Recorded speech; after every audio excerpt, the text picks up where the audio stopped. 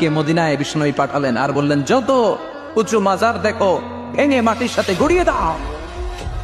কবরস্থান উঁচু হবে না, কবর হবে সমান। এটাকে সেফটি দেওয়ার জন্য, সিকিউরিটি দেওয়ার জন্য আপনি চারদিকে সিম্পল বেড়া বা দেয়াল দিতে পারেন, যাতে গরু ছাগল যে এই কবরের অসম্মান না করে।